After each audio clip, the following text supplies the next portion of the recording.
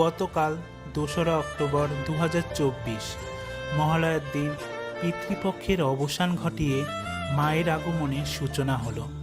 আর এই মহালয়ার দিনে সম্পূর্ণরূপে বন্ধ হয়ে গেল সারা বিশ্বব্যাপী চর্চিত বিশ্বের সবথেকে বড় দুর্গা।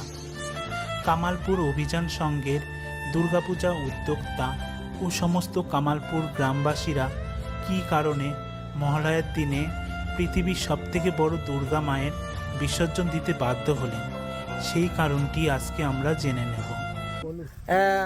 প্রথমেই বাধি পড়ে গেছে, দ্বিতীয়বারে কি হবে কি হবে না এটা নিয়ে তো ভাবার মতো কিছু আর থাকে না। কেননা আমি হাঁটার আগে যদি আমার পাটা ভেঙে যায় তাহলে আমি হাঁটবো কি করে? আশাটা করা আমার কি বৃথা না সঠিক বলেন? এটার যুক্তি আসেন। আমি হাঁটা শিখলাম, আমার মায়ের কোলের থেকে নেমে হাঁটা শিখেছি। হাঁটা শেখার পরে আমার পাটা ভেঙে গেল, আমি আশা করতে পারবো যে আমি পুনরায় ওইভাবে হেঁটে বেড়াতে পারবো? আশা করা যায় না। এখানকার যে এমপি এসেছিল যে জগন্নাথ সরকার, তিনি তো বলে দিয়েছেন যেভাবে হোক আমি এই পুজোটা করাবো। এই তো বলে যাচ্ছে, এরকম আশা তো আমাদেরও ছিল। এখন আশা তো আমরা নিরাশা। পরে কি আর যোগাযোগ করেছে? যোগাযোগ বলতে কি, ওই যেটুক করেছে শোনেন, গাছে ফলটা অনেক ঊর্ধ্বে থাকলে মনে হয় কি খুব ছোট ফল, যখন নিচে পড়ে না সে কিন্তু অনেক বড় দেখা যায়, কেন উপরে থাকলে ছোট দেখা যায়। তো ওনরা 6 মাস পরে, 3 মাস পরে, 3 বছর পরে আসবে একদিন, এসে বলবে হ্যাঁ আমরা এ করবো ও করবো তা করবো। পরিবর্তে দেখা গেলো আমরা যখনই যোগাযোগ করতে যাবো, যোগাযোগ আমাদের সঙ্গে নাও তো করতে পারে। এটা তো সত্যি ঘটনা। তো এবার বলেন কি করতে পারি আমরা? তা আমাদের আশাই শেষ হয়ে গেছে, বুঝতে পেরেছেন? পরে আর কোনো এমপি এমএলএ কোনো যোগাযোগই রাখছে না আমাদের সঙ্গে, আর কোনো এখানের কোনো যোগাযোগ হয় না। আর যে হচ্ছে যে কোর্টে যে কেস লড়তে যে অনেক টাকা খরচ হচ্ছে, সেই টাকা আপনারা আর দিতে পারছেন না, তাই তো? আর আজকে যে কোর্টের যে রায় ছিল, সেখানে যে পয়সাটা যে আপনারা যে পয়সাটা খরচ করে যে দেবেন সবাইকে, ওই যে কোর্টের উকিলকে, সেই পয়সাটা দেওয়ার না পরিস্থিতি নেই। না, আমাদের পরিস্থিতি সমস্ত পয়সা ফুরিয়ে গেছে, সব শেষ। প্রতিদিন মনে করো লাখ শুধু লাখ টাকা পয়সা চলে না, যাচ্ছে। আমাদের পয়সা না, আমাদের বহু ছেলে মেয়ে যা গুছায় রাখিছিল ঘটে। তা আমাদের বাঙালিদের ভিতর তো ঘটারটা ঘট আছে, লক্ষ্মীর ভান্ডার আছে না, বাড়ি বাড়ি লক্ষ্মীর ঘট থাকে না?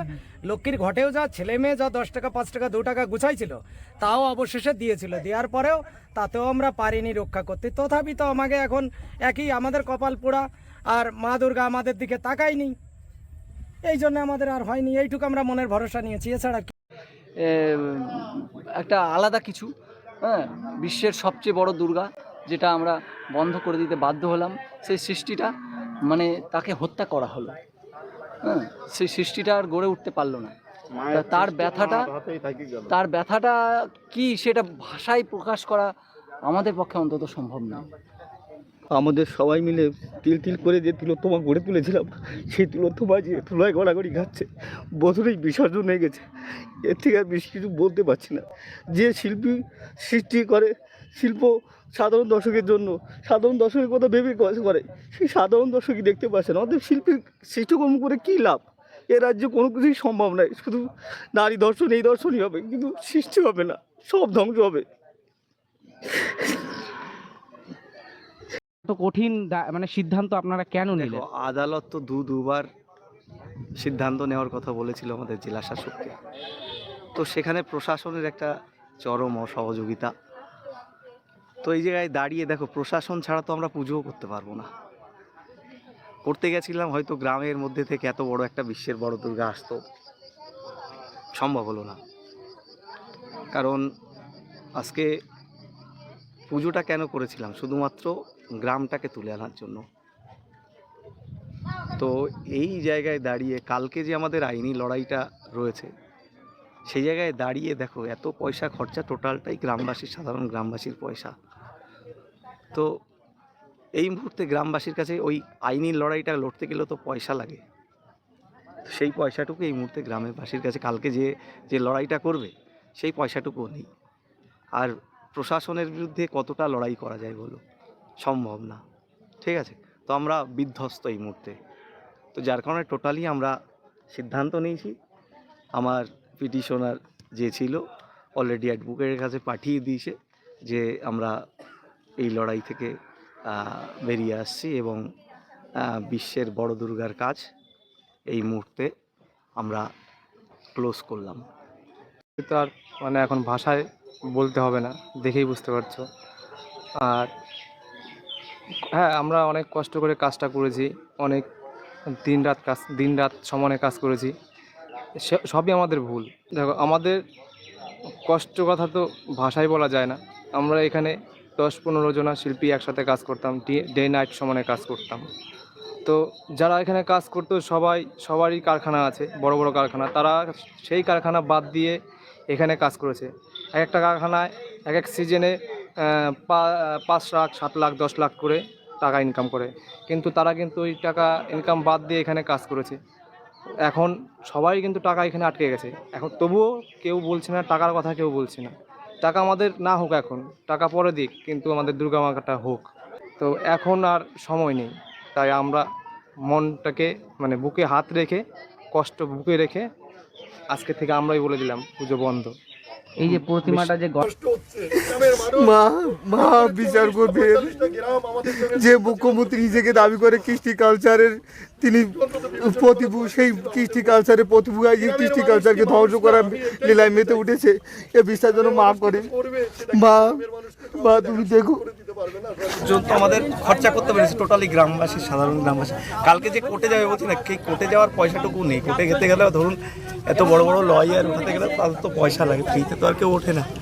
তো যার কারণে আমাদের সেই পরিস্থিতি নেই। ওই কারণে বললাম যে দেখুন, প্রশাসনের সাথে লড়াই করে আমরা পারবো না। দেখো আমরা কোর্টে গেছি, কোর্টে অনেক কবার গেছি। কোর্টে যে পয়সাটা লাগে, অ্যাকচুয়ালি সবাই ভাবছে এই পুজোটা মনে হয় অনেক চাকচমক পুজো, অনেক বিশাল পয়সা এদিকে ওদিক থেকে এসে।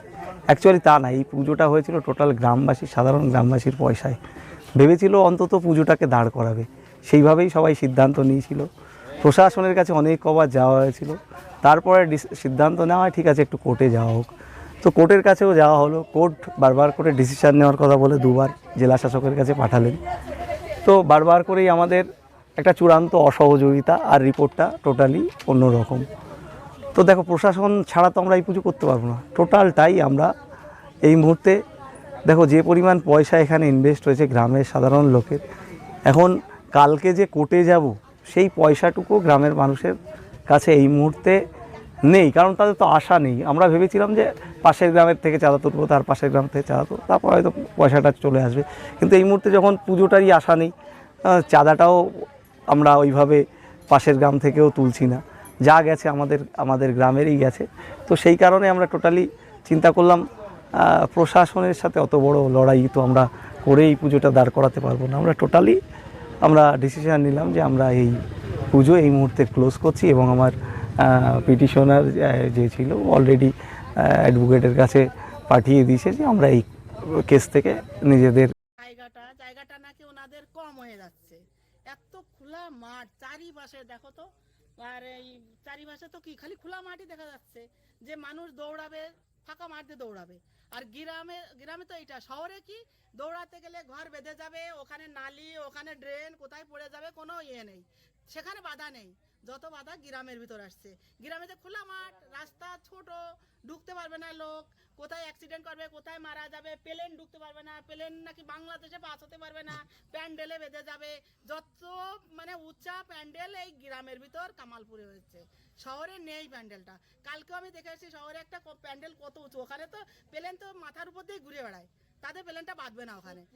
হ্যাঁ, সোদপুরে আছে কি কোথায় জানি না, কিন্তু আর এই কামালপুরের প্যান্ডেলটা নাকি বাংলাদেশে প্লেনটা ঢুকতে পারবে না, তার নাকি এখানে অ্যাক্সিডেন্ট হবে। আর হোক না অ্যাক্সিডেন্ট, কপালে থাকলে অ্যাক্সিডেন্ট যেখানে সেখানে হয়েই যাবে।